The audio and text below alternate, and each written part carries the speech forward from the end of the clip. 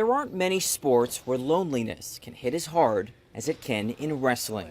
Mama can't help you and your daddy can't help you. Mercy isn't given out easily. The team at Monroe High School is made up of fighters, but their battles aren't just fought on the mats. The kids have to provide most of their own gear. Affording it can be tough. Here we go. Coach Charles Johnson often spends his own money on players' equipment. Recently, in search for some old shoes, he called the coach of a competing team.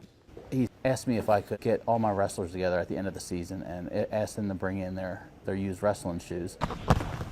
Waxhaw's Marvin Ridge High School wrestling team usually beats Monroe. The supplies are also easier to come by. It's why Coach Troy Spencer had a mixed reaction to Johnson's request. I didn't feel right about that, making them buy old shoes. Coach Johnson was planning on paying for the shoes out of his own pocket, like he'd done many times before.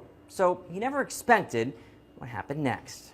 Man, I lost my mind. I was surprised. This month, Spencer and a couple of his players surprised Johnson and his players with 40 pairs of shoes. The team had raised $1,400. The shoes weren't only a donation, they were almost all brand new. I was in shock. I was like, wow, that's, school pretty much not even, you wouldn't think would be concerned with us. Wrestlers on both teams say it was sort of a wake-up call. When I was seeing them and how much it meant to them, kind of made me realize, to help someone out in our community, you don't really need to do anything super complicated. It's just a simple gesture. Despite the gesture, these teams haven't suddenly gone soft. We would go wrestle them tonight and try and take no prisoners. We're going to put it out there now. We're going to put it out there.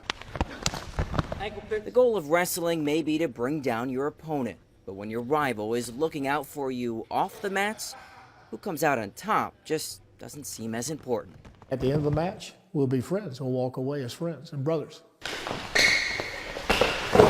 For this week's Everyday Heroes, I'm Reuben Jones in Union County, Spectrum News.